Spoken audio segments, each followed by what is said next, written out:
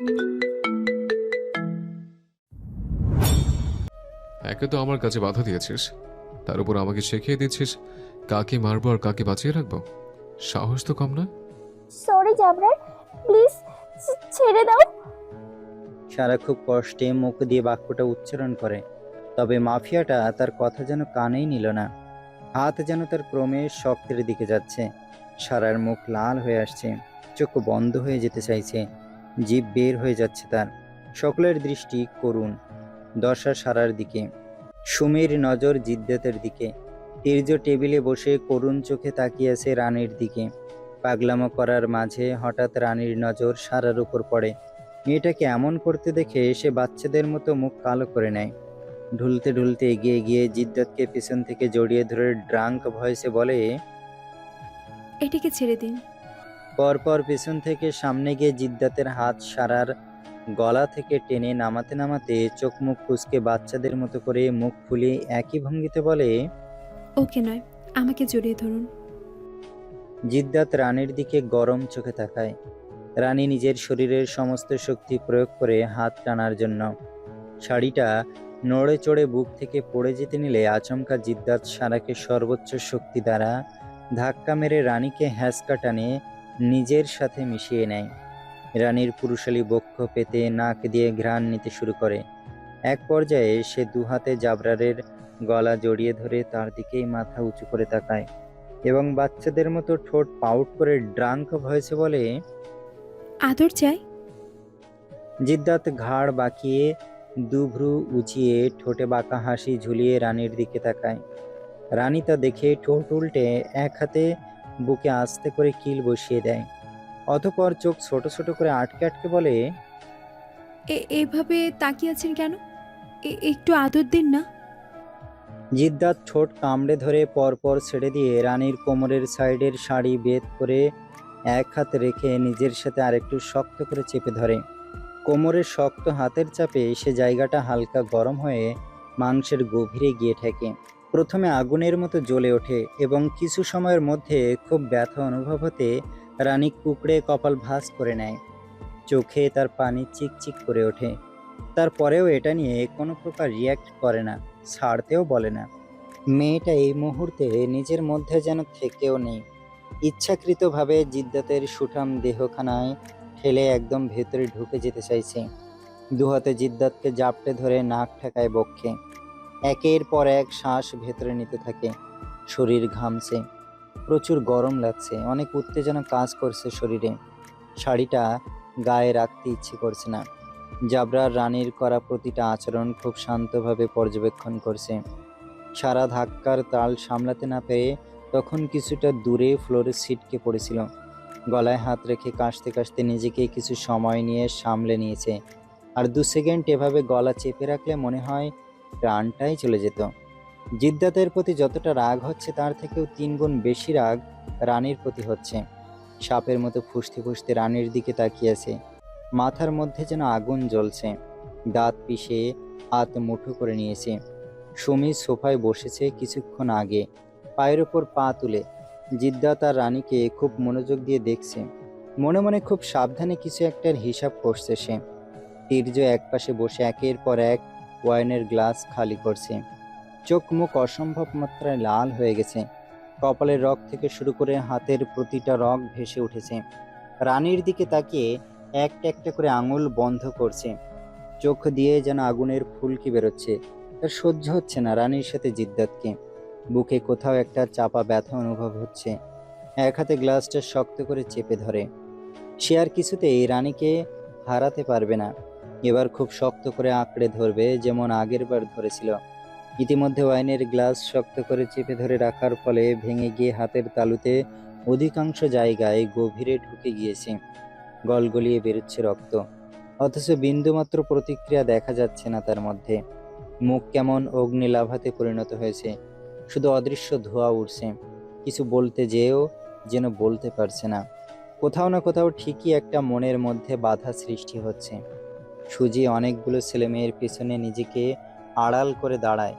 দরজা তালা দেয়া না থাকলে এতক্ষণ প্রাণপণ নিয়ে ছুটত। দুর্ভাগ্যবশত সে রাস্তাটাও বন্ধ করে দিয়েছে এই পাষাণ মাফিয়া। রানী ইচ্ছামতো নাক দিয়ে পুরুষালী ঘ্রাণ নিয়েছে, এতে করে সে আরো উত্তেজিত হয়ে পড়ে। শরীরে আলাদা একটা শক্তি কাজ করছে, সেটার জোরে জিদ্দাতের থেকে কিছুটা দূরে সরে আসে। খুব বেশি নয়, 2 ইঞ্চির মতো হবে। গলায় হাত দিয়ে শাড়ির আঁচলটা খামচে ধরে মুখ ফুলিয়ে রাগ দেখিয়ে বলে, আদর না দিলে এটা খুলে ফেলে দিব। খুব গরম লাগছে আমার। জিদ্দাত রানীকে কাছে টেনে 2 ইঞ্চি দূরত্ব মিটিয়ে দেয়। বাঁকা হেসে গালে হাত রেখে বলে, আদর চাই বেব। রানী ঠোঁট ফুলিয়ে রেখে নীল মণিযুক্ত চোখে খুশি মনে সাথে সাথে মাথা ঝাঁকায়। পরপর ঠোঁট ছেড়ে দিয়ে হাসতে থাকে। জিদ্দাত ঠোঁট কামড়ে অদ্ভুতভাবে রানীর দিকে তাকিয়ে হেসে রানীর ঠোঁটে ছোট করে চুমু খেয়ে স্লো ভয়েসে বলে, আবদার করেছেন, অপূর্ণ রাখি কিভাবে? কথাটা বলে রানীকে সাথে সাথে কোলে তুলে নেয়। রানীও খুশিতে খুব সুন্দর করে জিদ্দাতের গলা জড়িয়ে ধরে। সারার যেন মাথা কাজ করছে না, ইচ্ছা তো করছে সব ধ্বংস করে দিতে। তির্যেরও একই অবস্থা, কিন্তু সুমি খুব শান্তভাবে বসে আছে। মনে কি চলছে তা একদম বোঝা যাচ্ছে না। জিদ্দাত রানীকে নিয়ে সিঁড়িতে পা বাড়াতে নিলে রানী তৎক্ষণাৎ চেঁচিয়ে ওঠে। এখানে যাব না, অন্য কোথাও নিয়ে যান। জিদ্দাতের চলন্ত পা থেমে যায়। জিভ দিয়ে গাল ঠেলে দিয়ে পরবর্তীতে জিভ বের করে ঠোঁট ভিজিয়ে অদ্ভুতভাবে হেসে দানবের মতো দেহ নিয়ে সদর দরজার দিকে পা বাড়ায়। তা দেখে গার্ড দৌড়ে গিয়ে তালা খুলে দেয়। জাবরার রানীকে নিয়ে বাড়ি থেকে বের হতে বাকি লোকগুলো যেন প্রাণে বাঁচে। মন খুলে শ্বাস নিতে শুরু করে। যে করে হোক এখান থেকে বের হতে পারলেই তাদের শেষ রক্ষা। সুজি তার বাকি ফ্রেন্ডগুলো রোহিতের দিকে এক নজর তাকিয়ে কাঁদতে কাঁদতে বাড়ি থেকে দৌড়ে বের হয়ে যায়। যদি তাদের প্রাণ হারাতে হয় সে ভয়ে। তবে পালালে কি সত্যি বেঁচে যাবে? আজ পর্যন্ত কেউ বেঁচেছে কি? সুমি শান্ত চোখে দরজার দিকে তাকিয়ে আছে।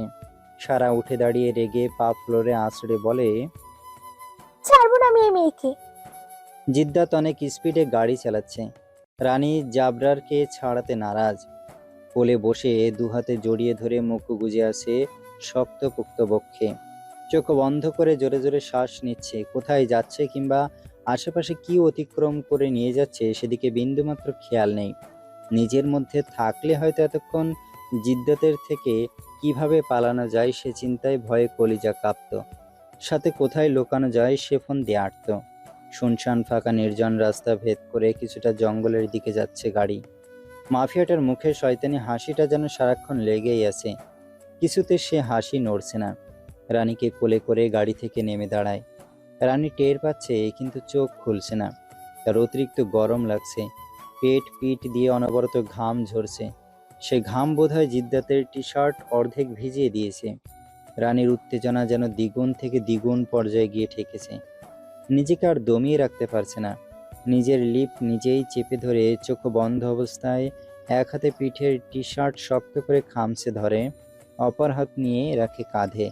অতপর সোজা হয়ে বাচ্চাদের মতো করে দুপা জিদ্দাতের কোমরের দুদিকে দিয়ে গলায় মুখ গুজে শ্বাস ফেলতে শুরু করে। রানীর হার্টবিট দ্রুত গতিতে বিট করছে।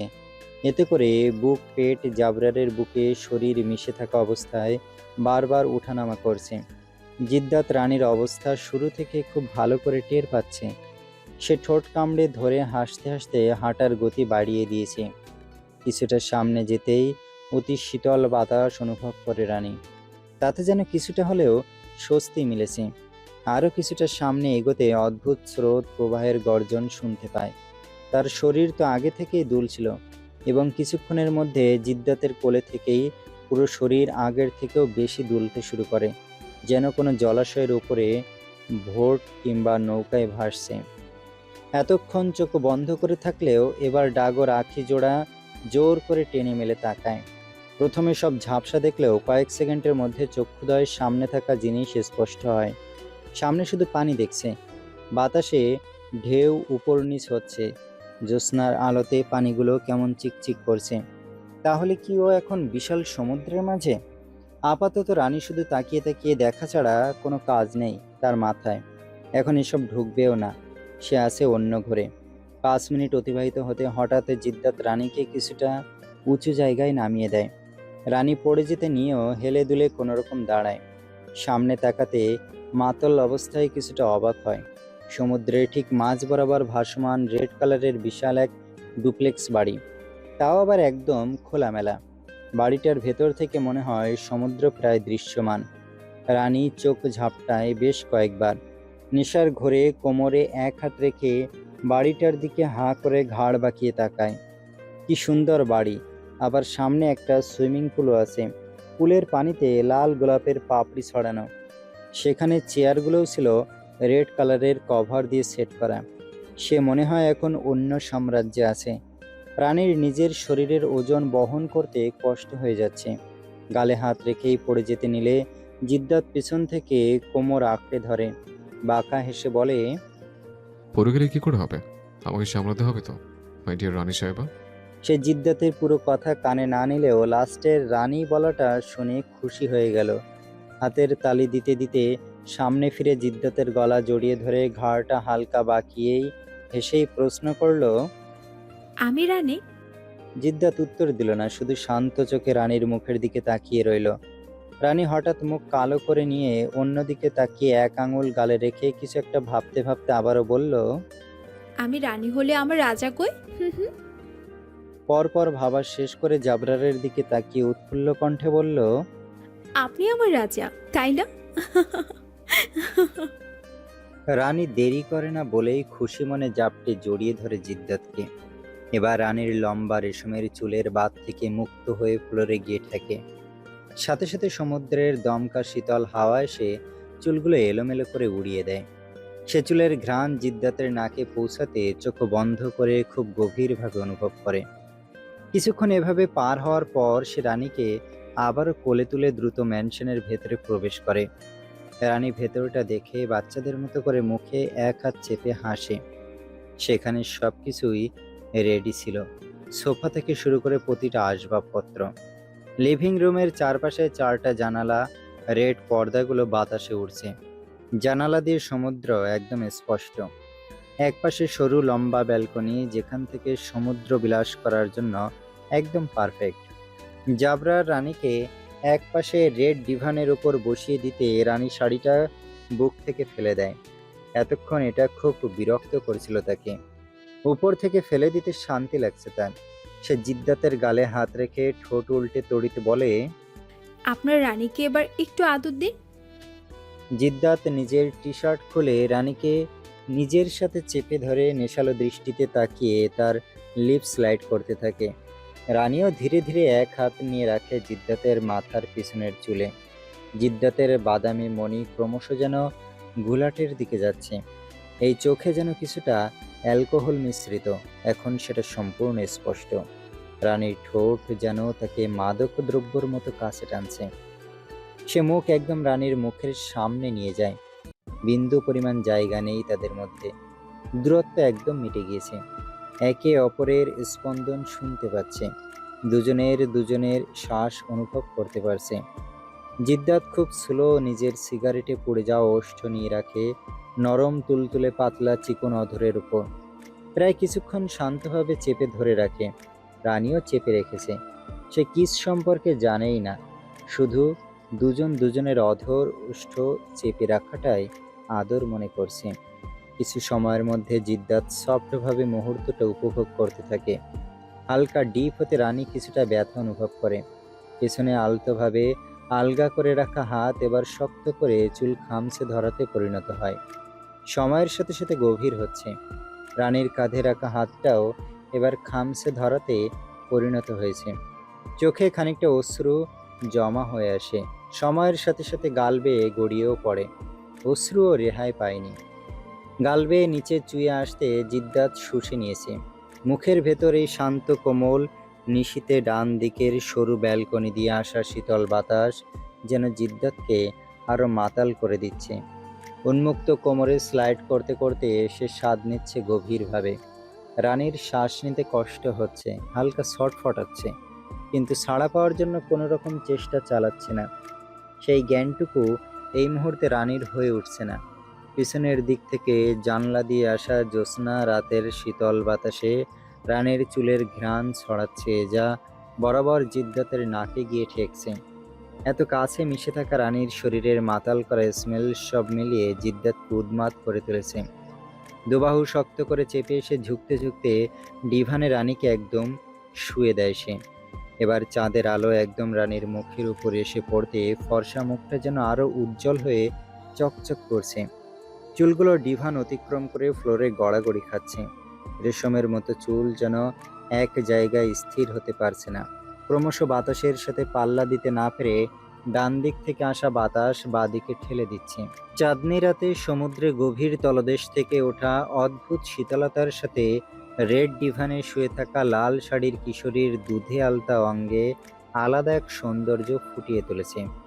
প্রায় অনেকক্ষণ পর ছেড়ে দিয়ে গলায় মুখ গুজেছে। রানীর চোখ বন্ধ হয়ে আসছিল, আর একটু হলে দম বেরিয়ে যেত। তার আগ মুহূর্তে নিঃশ্বাস নেওয়ার সুযোগ মিলেছে কপালে। এক সেকেন্ডও মনে হয় ক্ষয় দেয়নি। চোখ বন্ধ করে জোরে জোরে শ্বাস ফেলেছে। তার শরীরে এখনো উত্তেজনায় ভরপুর। ড্রিঙ্কসের জন্য এমন হওয়াটা স্বাভাবিক নয়। সারা তাতে হর্নি হওয়ার ওষুধ মিশিয়েছে। রানী জিদ্দাতের পিঠ শক্ত করে আঁকড়ে ধরে পাঁচ পাঁচ করে দু হাতের 10টা নখ বসিয়েছে। জিদ্দাত গলায় মুখ গুজে রেখে জোরে জোরে শ্বাস নিতে থাকে। প্রায় অনেকক্ষণ রানীর শরীরের স্মেল নেওয়ার পর সে জায়গায় জায়গায় ছোট ছোট পরশে ভরিয়ে দিতে শুরু করে। ধীরে ধীরে সেখানে দাঁত বসাতে রানী কিছুটা গুংড়িয়ে চেঁচিয়ে ওঠে। আহ, জ্বলে যাচ্ছে তো। জিদ্দাত মুখ তুলে রানীর দিকে তাকায়। রানী ঠোঁট উল্টে নীল মণিযুক্ত চোখ ভর্তি পানি নিয়ে তার দিকেই তাকিয়েছে। জিভে বের করে নিচের ঠোঁট ভিজিয়ে মুখ এগিয়ে নিয়ে রাখলো রানীর মুখের ওপর। এতে করে জিদ্দাতের কপাল গিয়ে ঠেকে রানীর কপালে, নাক গিয়ে ঠেকে রানীর নাকের ওপর। ঠোঁটে ঠোঁট স্পর্শ হয়। সে ঠোঁটে ঠোঁট রেখে স্লো ভয়েসে বলে, অঙ্কেশ্বরী, অঙ্কের দহনে আমাকে যে জ্বালিয়ে মারছেন তার বেলায়। রানী বেশ কয়েকবার চোখের পাপড়ি ঝাপটায়, পর পিঠ থেকে হাত সরিয়ে নিয়ে এসে জিদ্দাতের দু সাইডের চুল বাচ্চাদের মতো করে খামচে ধরে।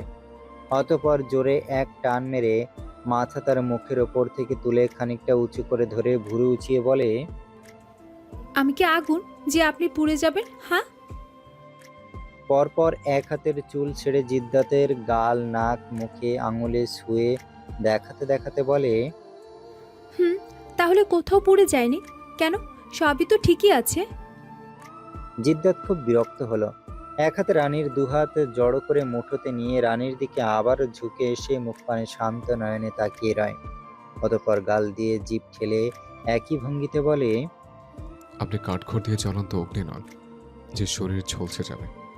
আপনি মস্তিষ্কের গভীরে মিশে থাকে এক অদৃশ্য দহন, যা অন্তর অঙ্গকে প্রতিনিয়ত ধাও ধাও করে চলছে দিচ্ছে। এর থেকে শেষ নিঃশ্বাস ত্যাগ করা অবধি নিস্তার নেই। রানী বুঝে নেয় কঠিন কথার প্যাঁচ। ছোট মাথায় অত শত গভীর বাক্য ঢোকে না, শুধু কয়েকবার পাপড়ি ঝাপটায়। চোখ তার কিছুটা ছোট হয়ে এসেছে। জিদ্দাতের মুখের দিকে এখনো না বোঝার মতো করে তাকিয়ে আছে। ভাবছে সে বুঝেনি, আর বুঝতেও চায় না, তাই হাতগুলো ছাড়ানোর চেষ্টা করছে। জিদ্দাত তার হাত আলগা করে দেয়। রানী একটানে হাত নিয়ে আসে। চোখ নিভু নিভু হয়ে আসতে চাইছে, তারপরও দু হাতে জিদ্দাতের কানের অংশ চেপে ধরে মাথাটা মুখের সামনে নিয়ে গালে শব্দ করে চুমু দেয়। অপর গালেও একইভাবে চুমু খেয়ে জাবরারের দিকে তাকিয়ে কিউট স্মাইল দেয়। সেকেন্ডের মধ্যে জাবরার দু হাত ডিভানের দুদিকে শক্ত করে চেপে ধরে। আচমকে এভাবে ধরায় রানী হাসি থামিয়ে চোখ মুখ কুঁচকে নেয়। মাফিয়াটার চোখ লাল হয়ে আসে, পুরো শরীর ঘামতে শুরু করছে, কপালেও ঘাম চিকচিক করছে। এত শীতলতার মাঝেও সারা শরীর আগুনের মতো গরম হতে শুরু করেছে। জাবরারের শরীরের তাপে রানীও ঘামছে। সে ক্ষুধার্ত নয়নে তাকিয়ে আছে রানীর দিকে। চোখে যেন অ্যালকোহল ঝরছে। মুখ নিয়ে রাখে উন্মুক্ত বক্ষস্থলে। ছোট ছোট পরশ এঁকে দেয় বেশ কয়েকটা। ধীরে ধীরে নিচের ভ্রূণস্থলিতে নেমে কতক্ষণ লোভনীয় দৃষ্টিতে তাকিয়ে থেকে মুখ ডুবায় সেখানে। ততক্ষণে চেপে রাখা হাত আলগা হয়ে এসেছে। রানী সুযোগ পেতেই হাত ছাড়িয়ে মাফিয়াটার চুল খামচে ধরে চোখ বন্ধ করে জোরে জোরে শ্বাস নিতে শুরু করে। শরীরে এক আলাদা শিহরণ বয়ে যাচ্ছে। মাঝে মাঝে না চাইতেও মুখ দিয়ে তার অদ্ভুত আওয়াজ বেরিয়ে আসছে, আর তাতে যেন মাফিয়াটা দ্বিগুণ বেসামাল হয়ে উঠছে। পাগলের মতো এক প্রকার বিবিকে আঁকড়ে ধরেছে। কিছু সময় এভাবে পার হতে রানীকে এক টানে দাঁড় করিয়ে দেয়। শাড়ির আঁচলটা টপ করে নিচে পড়ে যায়। রানী জোরে জোরে শ্বাস নেওয়ার ফলে পেট উপর নিচে বারবার ওঠানামা করছে। জানালা দিয়ে আসা তীব্র বাতাসে লম্বা চুলগুলো যেন ময়ূরের মতো পেখম মেলেছে, দু সাইডে ডানার মতো উড়ছে। জিদ্দার চোখ খাদে নিয়ে সে দৃশ্য দেখে আবারও একটানে রানীকে পিছন ফিরিয়ে দুহাত রানীর পেটে চেপে ধরে শক্ত করে জড়িয়ে ধরে চুলের সুবাস নিতে ব্যাকুল হয়ে পড়ে। বাতাসের সাথে চুলের ছিটা জিদ্দাতের মুখে বাড়ি খাচ্ছে বারবার। এতে করে জিদ্দাতের মুখের ভাবভঙ্গি বিন্দুমাত্র বদলাচ্ছে না। চুলের সুবাসে কি মাতোহারা, সে বিরক্ত নাকি তৃপ্ত, এই মুহূর্তে বোঝা বড় মুশকিল। আস্তে আস্তে ঘাড় থেকে চুল সরিয়ে এক সাইডে নিয়ে সেখানে ক্ষুদ্র ক্ষুদ্র পরশ এঁকে দিতে রানী কেঁপে উঠছে। মাফিয়াটার পেটে রাখা হাত ক্রমশ শক্ত হয়ে আসে। রানী চোখ বন্ধ করে জাবরারের চেপে রাখা হাতের উপর নিয়ে রাখে নিজের হাত। এভাবে কিছুটা সময় যেতে জিদ্দাত নিজেকে আর দমাতে পারে না। রানীকে কোলে তুলে সিঁড়ির দিকে পা বাড়ায়। রানীও সুন্দর কোলে গলা জড়িয়ে ধরে সে তখনও চোখ বন্ধ করে আছে। জাবরার রেড গালিচা পরিহিত গোলাপের পাপড়ি ছাড়ানোর সিঁড়ি একটা একটা করে অতিক্রম করে রানীকে নিয়ে উপরে উঠে আসে। সেখানে থাকা রুমগুলোর থেকে তার নির্দিষ্ট রুমের ভেতর প্রবেশ করে। রুমটাতে অনেকগুলো ছোট ছোট রেড কালার ড্রিম লাইট জ্বলছে। রুমের প্রতিটা জিনিস ছিল রক্তলাল। বেড থেকে শুরু করে ফ্লোরেও তাজা লাল গোলাপের পাপড়ি দিয়ে পরিপূর্ণ। ছোট ছোট ক্যান্ডেল জানালায় সাজানো। ব্যালকনির রেড পর্দাগুলো বাতাসে ভেতরের দিকে ঠেলে দিচ্ছে। সমুদ্রের অদ্ভুত স্রোতের গর্জন শোনা যাচ্ছে স্পষ্ট। চাঁদের আলো সোজা এসে পড়েছে বেডে, যার জন্য গোলাপের পাপড়িগুলো ভীষণ সুন্দর দেখাচ্ছে। পুরো রুম জুড়ে গন্ধে মৌ মৌ করছে। সব মিলিয়ে এক অদ্ভুত সৌন্দর্য ফুটিয়ে তুলেছে। জিদ্দাত রানীকে নিয়ে সোজা বেডে শুয়ে দেয় এবং নিজের অবশিষ্ট সব কিছু খুলে রানীর দিকে ঝুঁকে আসে। অতঃপর মুখের দিকে তাকিয়ে ঠোঁট কামড়ে পরপর ছেড়ে বাঁকা হেসে বলে, আদর নেওয়ার জন্য রেডি তো বিবেচান? রানী যেন এখন ছোট একটা বাচ্চা। একটু শব্দ করে হেসে দুহাতে জিদ্দাতের পিঠ আঁকড়ে ধরে সঙ্গে সঙ্গে মাথা ঝাঁকায়, মানে সে রেডি। তবে মাথা ঝাঁকাতে দেরি। জিদ্দাত কাজ হাসিল করার যুদ্ধে মেতে উঠতে দেরি হয়নি। রানী যেহেতু পিরিয়ড, তার উপর আচমকা হাওয়ায় পিঠে নখ বসিয়ে দেয়। অদ্ভুত নীলমণি রাখি জোড়ায় মুহূর্তে পানিতে টইটুম্বুর হয়ে আসে। জিদ্দাত পরপর কয়েকটা ঝাঁকুনি দিতে জমে থাকা পানিটা কার্নিশ দিয়ে গড়িয়ে পড়ে। তবে আজ অন্য দিনের তুলনায় ব্যতিক্রম। রানীর ঠোঁটের কোণে মৃদু হাসি, চিৎকার করছে না। ব্যালকনি দিয়ে আসা বাতাসে শুধু বারবার শিউরে উঠছে। জিদ্দাত বিবির গলায় মুখ গুজিয়ে পুরোপুরিভাবে একে অপরের সাথে মিশে যাচ্ছে। রানীর দু সাইডের কার্নিশ বেয়ে নদীর স্রোতের মতো এক নাগাড়ে পানি গড়াচ্ছে। তার ভীষণ কষ্ট হচ্ছে। শরীরে উত্তেজনায় ভরপুর থাকায় ছেড়ে দিতে বলছে না। এভাবে আরও কিছুটা সময় পার হতে জিদ্দাতের মুখের দিকে তাকিয়ে ঠোঁট উল্টে কান্না কণ্ঠে বলে, জিদ্দাত নিজের কাজ করতে থাকা অবস্থায় রানীর দিকে গুলাটে নেশাযুক্ত চোখে তাকিয়ে রয়। চাঁদের আলোতে মুখটা একদম নিষ্পাপ দেখাচ্ছে মেয়েটার। অদ্ভুত নীলমণি মুক্তোর মতো জলজল করছে এখন। সে বিবিকে আরেকটু শক্ত করে জড়িয়ে ধরে বিবির ঠোঁটে পরপর কয়েকটা শব্দ করে চুমু খায়। অতঃপর রানীর কানের কাছে মুখ নিয়ে ফিসফিস করে বলে, ধরে নিন আপনি সমুদ্র, আমি অতলে ডুব দিয়েছি। যত গভীরে ঢুকবো আপনি ঠিক তত ক্ষতবিক্ষত হবেন। সহ্য করতে শিখে নেন বেবি। কথাটা বলেই রানীর কপালে কপাল ঠেকালো। রানী কি বুঝেছে কে জানে। ঠোঁট ফুলিয়ে চোখ ভেতরে নিয়ে গিয়ে নাক টানতে টানতে কিছুটা জোরে বলে ওঠে, তাহলে আদর করার বদলে ব্যথা দিচ্ছেন কেন বিবিকে? কথার মাঝে গতি দৃঢ় হতে চেঁচায়, টাইম স্কিপ। টানা 2 ঘন্টা পর মুক্তি মেলে। রানীর বুকের উপর মাথা রেখে শুয়ে রয় মাফিয়াটা। পুরো শরীর ঘেমে ভিজে একাকার। অতিরিক্ত কান্না করার ফলে রানীর নাক মুখ লাল টকটকে হয়ে গেছে। জোরে জোরে শ্বাস নিচ্ছে। তার অবস্থা নাজেহাল হলেও প্রচুর পরিমাণে গরম লাগছে। নিজের ওপর এত ভারী জাবরারকে অনুভব করতে তার দম বন্ধ হয়ে আসছে। সে নড়াচড়া করে হাত দিয়ে জিদ্দাতকে ঠেলে তার উপর থেকে সরানোর বৃথা চেষ্টা চালায়। এখনো 2-1টা হেঁচকি তুলছে। তার ঘোর এখনো কাটেনি। ঠোঁট উল্টে হেঁচকি তুলে জিদ্দাতকে ঠেলে দিতে দিতে আধা ভাঙা গলায় বলে। গরম লাগছে। জিদ্দাতের কপালে দৃঢ় ভাঁজ পড়ে। এই মুহূর্তে সে খুব বিরক্ত। এক লাফে উপর থেকে উঠে নিচে দাঁড়ায়। রানী কিছু বুঝে ওঠার আগে একটানে বেড থেকে নামিয়ে দাঁড় করিয়ে দেয়। রানী ব্যালেন্স হারিয়ে পড়ে যেতে নিলে জিদ্দাত রানীকে কোলে তুলে সোজা ওয়াশরুমে নিয়ে এসে পানি ভর্তি বাথ টাবে ফেলে দেয়। আচমকা ফেলে দেয় রানী হুড়মুড়িয়ে চোখ বড় বড় করে পানি ঝাপটিয়ে কাশতে শুরু করে। মুখের ভেতরে পানি চলে গেছে, যদিও শরীরে খুলে যাওয়ার শাড়িটা কোনোরকম প্যাঁচানো ছিল। ঝাপটানোর ফলে সেটাও খুলে পড়ে গেছে। জিদ্দাত কোমরে দু হাত রেখে ঘাড় বাঁকিয়ে চোখ কিছুটা ভেতরে নিয়ে ঠোঁট চেপে রানীকে পর্যবেক্ষণ করতে থাকে। যদিও ড্রিম লাইট জ্বালা সত্ত্বেও জিদ্দাতের চোখে সব স্পষ্ট। রানী এক হাতে কোমর ধরে অপর হাতে মুখের পানি সরিয়ে জিদ্দাতের দিকে তাকাতে এক দফা কেঁপে ওঠে। তার দিকে কেমন নেশালো দৃষ্টি স্থির রেখে ঝুঁকে আসছে। রানী মাথা পিছিয়ে নিয়ে আসতে নিলে জিদ্দাত উপরে লাফিয়ে উঠে বসে পড়ে। রানীর যেন এবার প্রাণ বেরিয়ে যাবে। একে তো জিদ্দাত অনেক ওজন, তার উপর শরীরে বিন্দু পরিমাণ শক্তি নেই। এতক্ষণ গরম লাগলেও এবার শীত লাগছে। রানী মুখ কালো করে জিদ্দাতকে হালকা ধাক্কা মারে, কিন্তু এতে কোনো লাভ হয় না।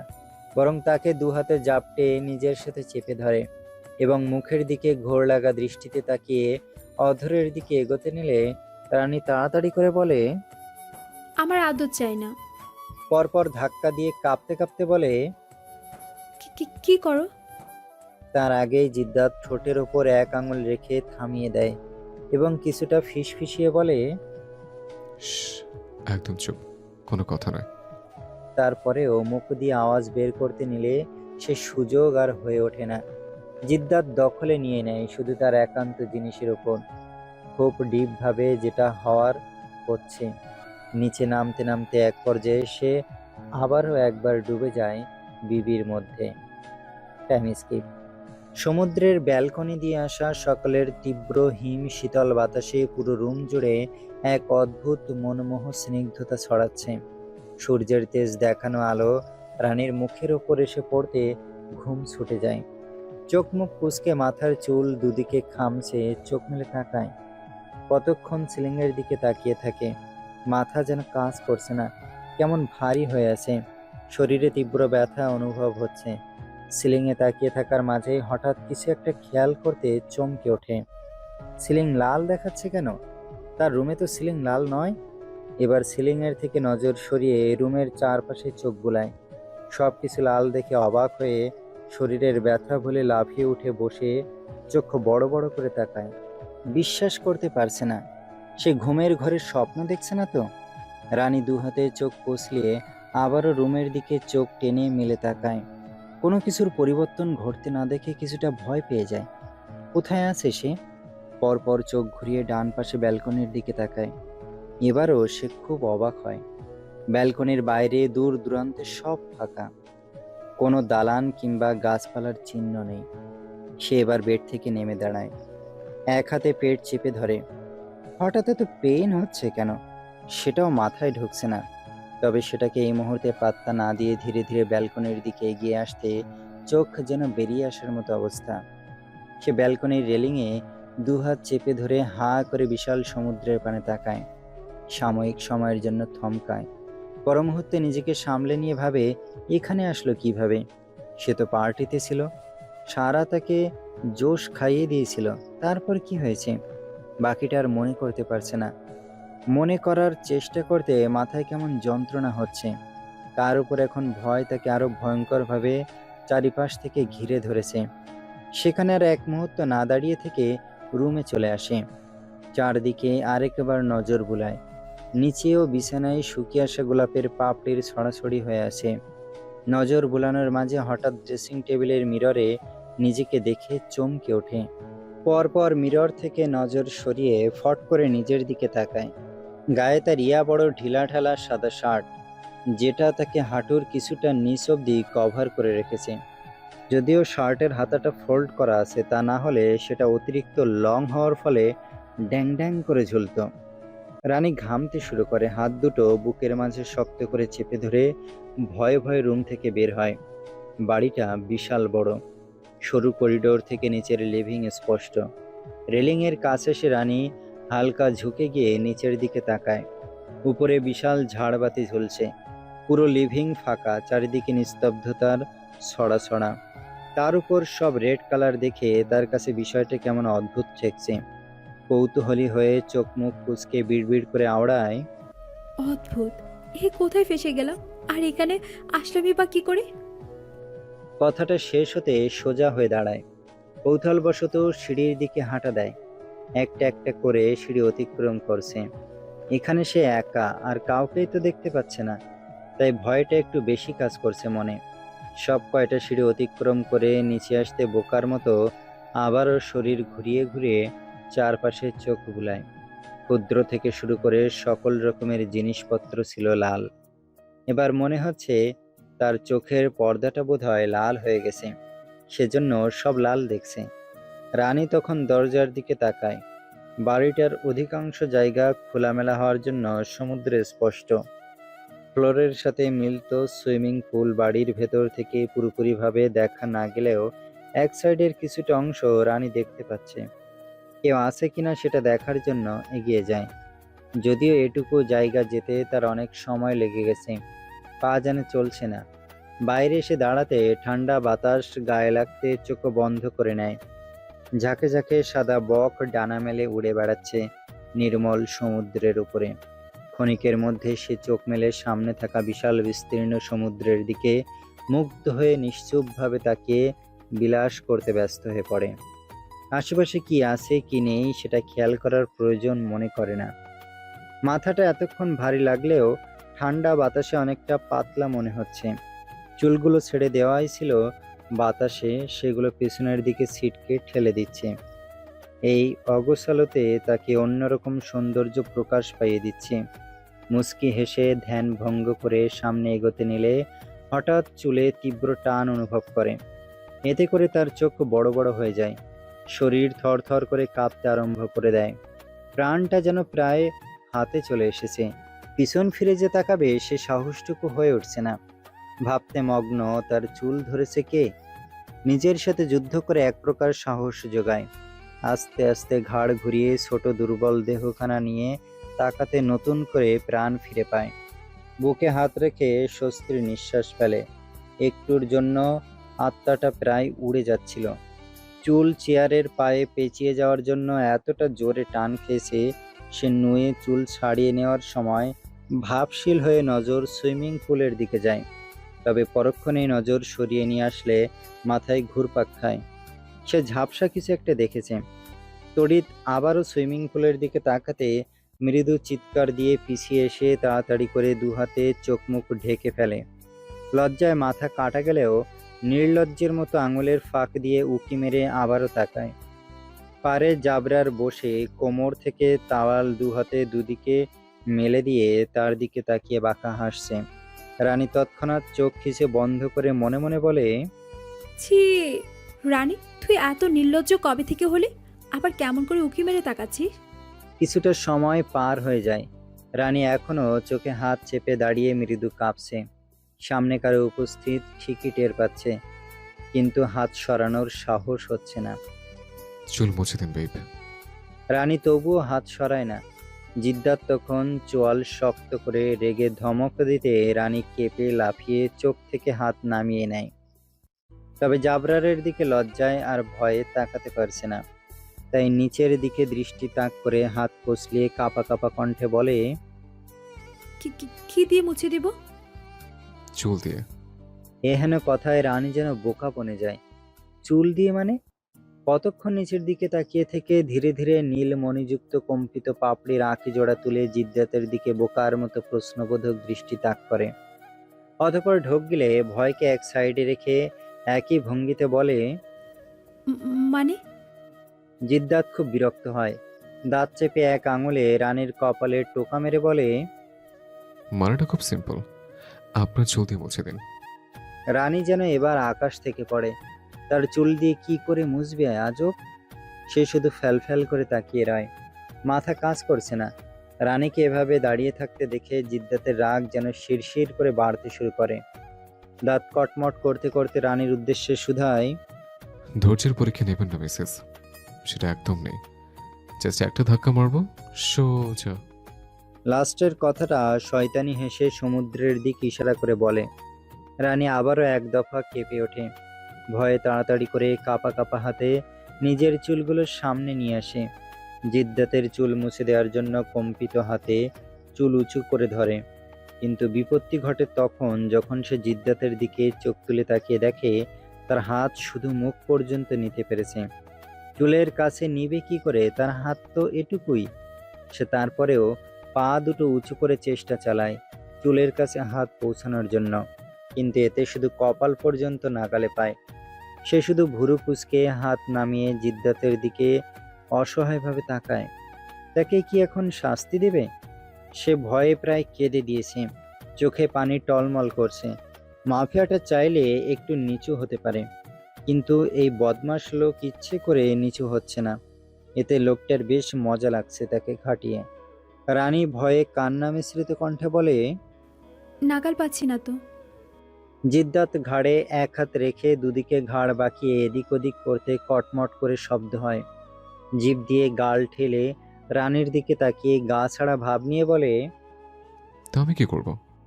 রানী নিজের হাতের চুলগুলো দুমড়ে মুচড়িয়ে ভয়ে নাক টেনে জোরে কেঁদে দিল। তাকে নিশ্চয়ই এখন এই সমুদ্রে ফেলে দিবে। এখানে ফেলে দিলে তার অস্তিত্বই থাকবে না। জলাশয়ের বড় বড় দানবের মতো মাছ তাকে টেনে ছিঁড়ে খেয়ে ফেলবে। এসব ভাবতেই রানী আরো জোরে জোরে কাঁদতে শুরু করে দেয়। বিরক্তিতে জিদ্দাতের কপালে দৃঢ় ভাঁজ পড়ে। চোখ গরম করে জোরে ধমক দিয়ে বসে। Stupid, totally silent. দু কদম পিছিয়ে গিয়ে পুলের চেয়ারে বসে, যেটার এক পাশে লাইটার সহ সিগারেটের প্যাকেট, সাথে একটা গান রাখা ছিল। জিদ্দাত সিগারেটে বের করে ঠোঁটের মাঝে রেখে লাইটার দিয়ে আগুন জ্বালিয়ে টান দিতে সাথে সাথে তীব্র ধোঁয়া তার মুখের সামনে উঠতে শুরু করে। রানী একদম চুপ মেরে গিয়েছে ধমক খেয়ে। খালি মাথায় কিছু ঢুকছে না। জিদ্দাতকে বসতে দেখে ভাবে এবার চুল মুছে দিতে পারবে খুব সহজে। বাঁচতে হলে তাই করতে হবে। ইচ্ছা না থাকা সত্ত্বেও তাড়াতাড়ি করে গিয়ে জিদ্দাতের সামনে দাঁড়ায়। লম্বা চুল টেনে জিদ্দাতের ভেজা চুলের ওপর রেখে ঘষতে শুরু করে। এতে করে রানীর ঘন চুল জিদ্দাতের ভেজা চুলের পানি অনেকটা শুষে নেয়। জাবরার জিভ দিয়ে ঠোঁট ভিজিয়ে সিগারেটটা উল্টো করে নিজের হাতের ভাঁজে রেখে চেয়ারে চেপে ধরে। অতঃপর ঠোঁট কামড়ে হেসে রানীকে এক টানে নিজের বলিষ্ঠ উরুতে বসিয়ে দেয়। রানী তখনও চুল ঘষে যাচ্ছিল, এদিকে তার একটুও খেয়াল নেই। জিদ্দাত গলায় মুখ নিয়ে কয়েকটা জোরে জোরে শ্বাস নেয়, অতঃপর সেখানে ছোট করে একটা চুমু খায়। ঠান্ডা ঠোঁটের স্পর্শ পেতে রানী কেঁপে ওঠে। তখন তার হুঁশ ফেরে। দুহাত মাথার উপর থেকে নিচে নামিয়ে মুহূর্তের মধ্যে ছটফট শুরু করে দেয় কোল থেকে নামার জন্য, কিন্তু জাবরার তাকে চেপে এক হাতে শক্ত করে জড়িয়ে ধরে। এমনভাবে কিছু সময় পার হতে পাশে থাকা গানটা হাতে তুলে আচমকা রানীকে টান মেরে দাঁড় করিয়ে গান দিয়ে ইশারায় বলে বাড়ির ভেতরে যাওয়ার জন্য। রানী কোনো রকম প্রশ্ন না করে এক মুহূর্ত না দাঁড়িয়ে এক প্রকার প্রাণটা হাতে নিয়ে দৌড়ে বাড়িতে প্রবেশ করে পর্দার আড়ালে এসে লুকিয়ে পড়ে। খুব ভয় পেয়ে গেছে। তাকে এমনি এমনি ছেড়ে দেওয়ার লোক মাফিয়া জাবরার খান জিদ্দাত নয়। তাই আড়াল থেকে উকি মেরে বাইরে তাকায়। এখান থেকে কিছুটা দূরে ঝাপসা সমুদ্রের ওপর কিছু একটা ভাসতে দেখা যাচ্ছে। আর একটু কাছে আসতে কিছুটা স্পষ্ট হয়, তবে খুব বেশি নয়। ভোরটে করে হয়তো কেউ এদিকেই আসছে। জিদ্দাতের লোক হবে? পরমুহূর্তে মনে মনে ভাবে জাবরার চোখ নাকি অন্য কিছু। এতটা দূরে থাকা সত্ত্বেও দেখেছে কিভাবে? সে আর দাঁড়ায় না, উপরে চলে এসে ওই রুমটাতে প্রবেশ করে যেখানে প্রথম নিজেকে আবিষ্কার করেছে। বেডে গিয়ে একটু আরাম করে বসে ভয় পেয়ে গিয়েছিল যদি তাকে সমুদ্রে ফেলে দিত তখন। হঠাৎ তার নজর যায় সাইড ডেস্কের ওপর জামা কাপড় রাখা। রানী হাত বাড়িয়ে হাতে তুলে নিয়ে দেখে একটা ব্ল্যাক কালার লং কুর্তি। সে তৎক্ষণাৎ কপালে এক হাত ঠেকায়। ভয়ে সে ভুলেই বসেছিল তার গায়ে শুধুমাত্র একটা শার্ট পরিহিত ছিল। জামা থাকার পরও সে কিনা এতক্ষণ শার্ট পরে দানবের মতো যমরাজের সামনে দিব্যি দাঁড়িয়েছিল। ইস, ভাবতে পারছে ভীষণ লজ্জা লাগছে। আর তাকে এখানে জিদ্দাত নিয়ে এসেছে। কিন্তু কখন নিয়ে আসলো সে মনে করতে পারছে না কেন। রানী চেষ্টা করে জোশ খাওয়ার পর কি হয়েছিল মনে করার, কিন্তু বরাবরের মতো ব্যর্থ হয়। যতবার মনে করতে চাইছে ততবার শুধু এটুকুই মনে পড়ছে সারা তাকে জোশ খাইয়েছিল। রানী আর ভাবার চেষ্টা করে না, ড্রেসটা নিয়ে ওয়াশরুমে খুঁজে বের করে ভেতরে যায়। অতঃপর শার্ট চেঞ্জ করে কুর্তিটা পরে চোখে মুখে পানি ছিটিয়ে বের হয়ে আসে। ভীষণ খিদে পেয়েছে, তার উপর শরীরটা তেমন ভালো লাগছে না। এক নজর রুমে চোখ বুলিয়ে ব্যালকনিতে চলে আসে। রেলিং ঘেঁষে গালে এক হাত রেখে শূন্য চোখে নদীর বুকে তাকিয়ে রয়। এভাবে ঠিক কতটা সময় চলে যায় তার কাছে সম্পূর্ণ অজানা। রানী এক ধ্যানে তাকিয়ে আছে। সূর্য তার তেজ দেখিয়ে মাথার উপরে উঠে এসেছে সে কখন। না, এবার তার রুমে যাওয়া উচিত। সোজা হয়ে রুমে পা বাড়ায়। ঠিক সে সময় তীব্র গুলির আওয়াজ কানে সে বাড়ি খায়। চলমান পা জায়গায় সীমাবদ্ধ হয়।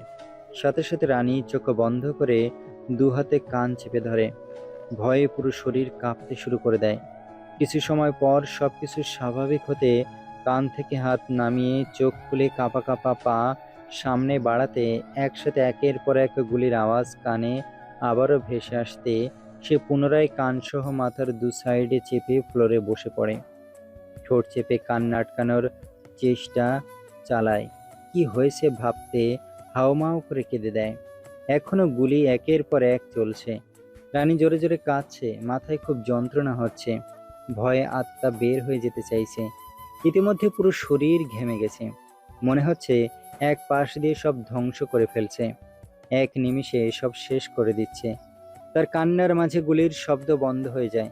একদম নিস্তব্ধ হয়ে পড়ে পুরো রেড মহল। কান্না থামিয়ে চোখ মেলে তাকায়, তবে কান থেকে হাত সরায় না। এটা ভেবে যদি আবারও শুরু হয়ে যায় মানুষ নাশ করার মেশিন। অনেকক্ষণ সময় নিয়ে থ মেরে বসে থাকার পর যখন কোনো প্রকার আর শব্দ হলো না, তখন আস্তে আস্তে কান থেকে হাত নামিয়ে ফেলে।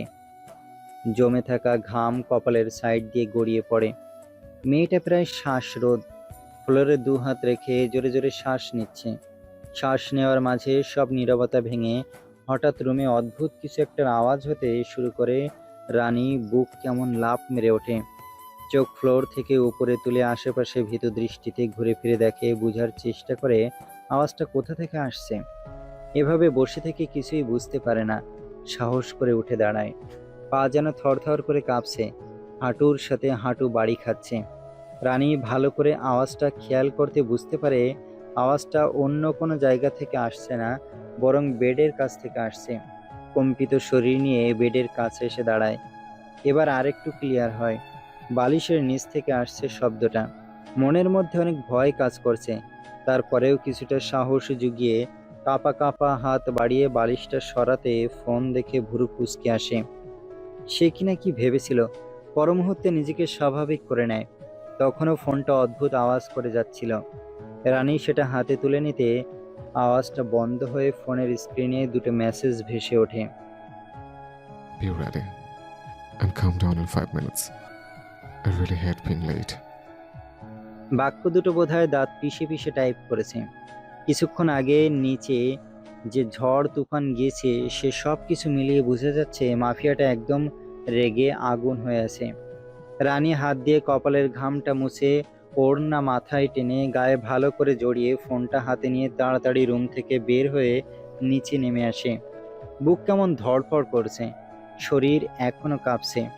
মেন দরজা দিয়ে বাইরে আসতে পরিবেশ স্বাভাবিক দেখে অনেকটা অবাক হয়। এখানে তো কিছুক্ষণ আগে তুফান চলেছে, শুধু শুধু তো আর হাওয়ায় গুলি চাড়বে না নিশ্চয়ই। অবশ্যই নির্দোষ মানুষদের উপরেই চালিয়েছে। আশেপাশে এক নজর তাকায়, সব একদম শীতল এবং শান্ত। জিদ্দাত পুরো মাফিয়া বেশে আছে। চোখে তার নেমে এসেছে অগ্নিগিরির দাবানল। মুখখানে একদম গম্ভীর, সিগারেট হাতে একদম সমুদ্রের ডিঙায় চোয়াল শক্ত করে দাঁড়িয়ে আছে। রানী ভয়ে ফাঁকা ঢোক গেলে কাঁপা কাঁপা পায়ে এগিয়ে যায়। জিদ্দাতের থেকে দুহাত দূরত্ব রেখে দাঁড়ায়।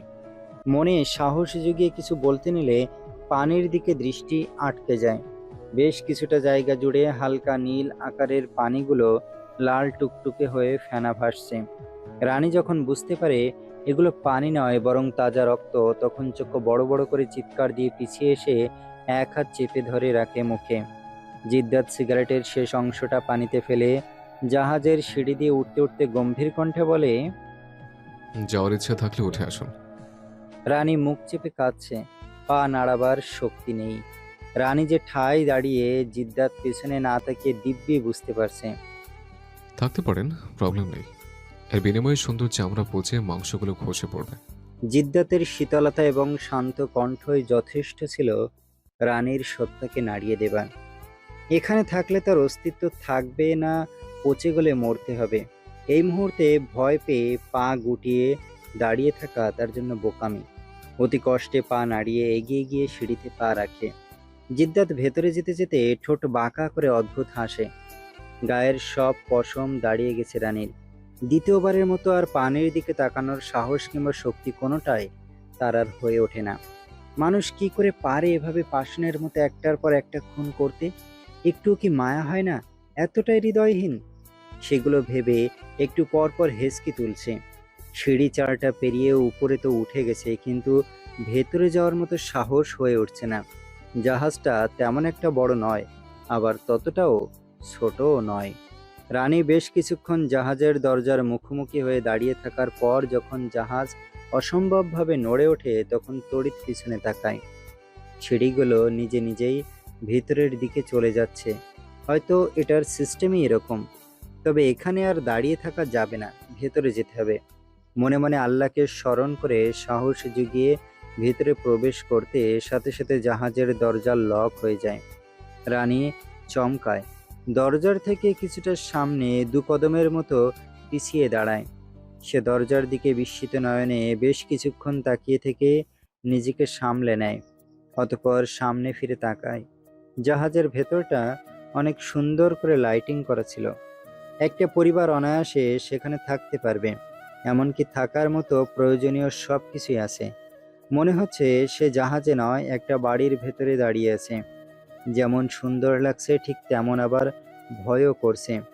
এখানে মনে হয় না আর কোনো লোক আছে বলে। তার মধ্যে মাথায় আসে জাহাজটা কন্ট্রোল করছে কে। ভাবতে ভাবতে সামনে পা বাড়ায়। ডান সাইডে সরু কতগুলো রুম, সেখানে থেকে যে কোনো একটি রুমের দরজার সামনে গিয়ে দাঁড়ায়।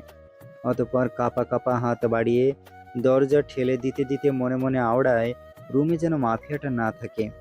দরজা ঠেলে খুলে ভেতরে তাকাতে স্বস্তির শ্বাস ফেলে।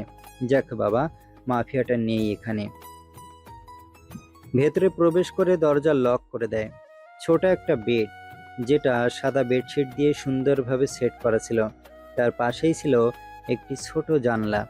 রানী বেডের নরম গদিতে বসে জানলা দিয়ে বাইরের সমুদ্রের পানে তাকায়। খারাপ লাগে না, ভালোই লাগছে বিশাল সমুদ্র দেখতে। কিছুক্ষণ যাবৎ বসে থাকার পর পেটে অসম্ভব ব্যথা অনুভব হয়, সাথে আবার খুব জোরে খিদেও পেয়েছে। বসে থাকতে পারে না, পেটে হাত রেখে শুয়ে পড়ে। চোখ বন্ধ করার ফলে কিছুক্ষণের মধ্যে চোখ লেগে আসে। Time skip. জাহাজের তীব্র ঝাঁকুনিতে রানীর ঘুম ভেঙে যায়। নিভু নিভু চোখ টেনে মেলে তাকায়। শরীর এমনিতে অনেক ব্যথা ছিল, এভাবে আচমকা জাহাজ নাড়ায় তার তীব্র গভীর ব্যথা অনুভব হয়।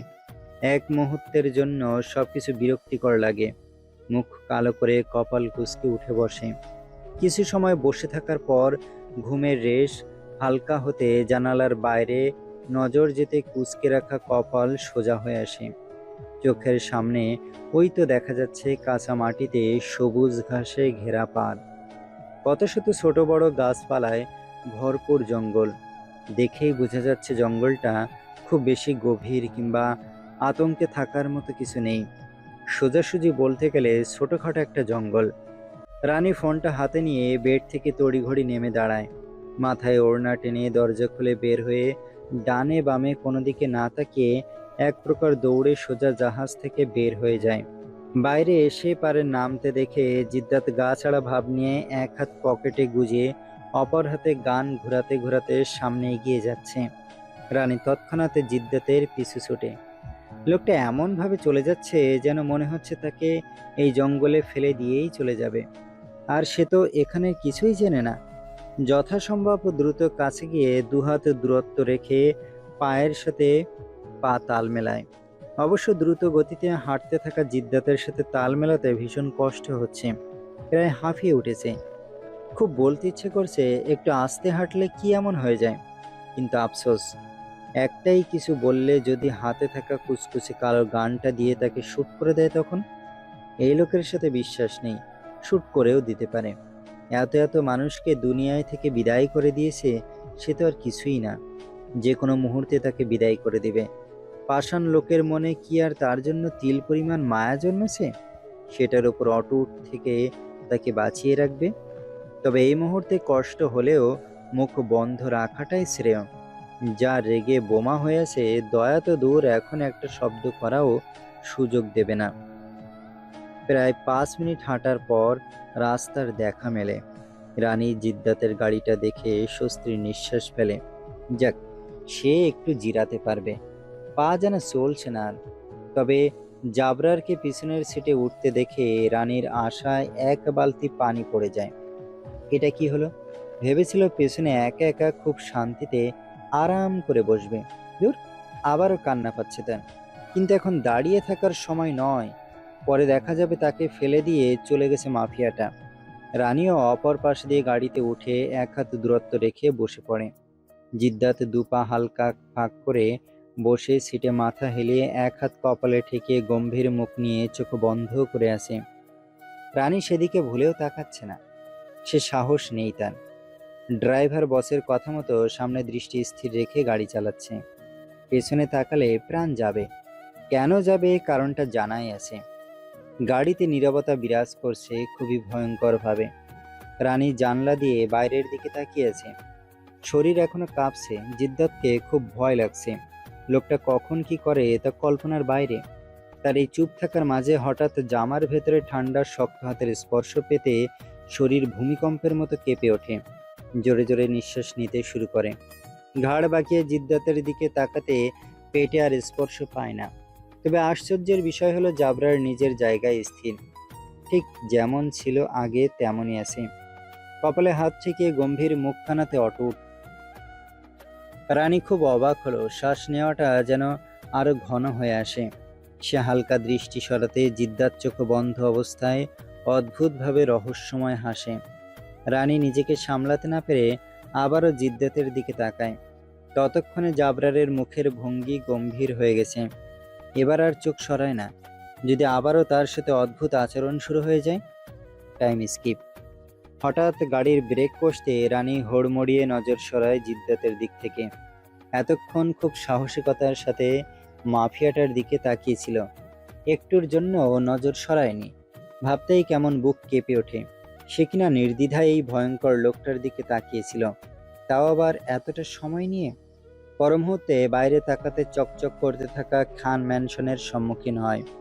পরপর নজর সরিয়ে আবারও সাহস করে জিদ্দাতের দিকে তাকায়, যে কিনা আগে থেকে পায়ের ওপর পা তুলে তার দিকে ঘাড় বাঁকিয়ে চোখ খাদে নিয়ে তাকিয়েছে।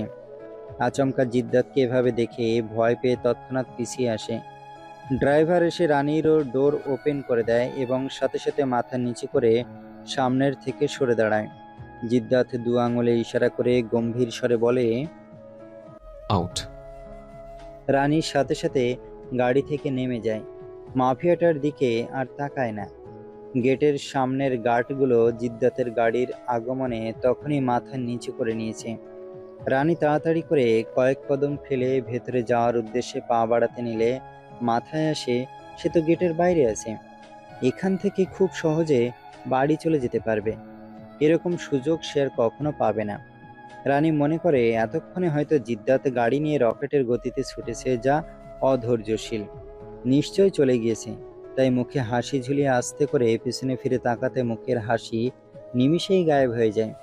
জিদ্দাত সিট থেকে হালকা ঝুঁকে হাতে গান ঘোরাতে ঘোরাতে ঘাড় কাত করে তার দিকেই তীক্ষ্ণ দৃষ্টি তাক করে আছে, চোখ দিয়েই যেন গিলে ফেলবে। রানী ফাঁকা ঢোক গিলে খুব কান্না পাচ্ছে। বাড়ির কথা আজ খুব করে তার মনে পড়ছে। মা বাবাকে দেখতে ভীষণ ইচ্ছে হচ্ছে। বিগত 6 মাস পেরিয়ে গেল, সে মা বাবার আলিঙ্গন পায় না। এই বিশাল কুঠিরে এসে বন্দি। একটা সুস্থ মানুষ কতদিন এভাবে আটকা থাকতে পারে? সে তো একটা পাখি, তারও তো মুক্ত হস্তে ডানা মেলে উড়তে মন চায়।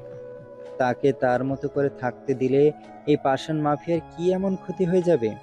সে শুধু দাঁড়িয়ে দাঁড়িয়ে মনের সব বেদনাময় উল্লাস ঝাড়তে ব্যস্ত।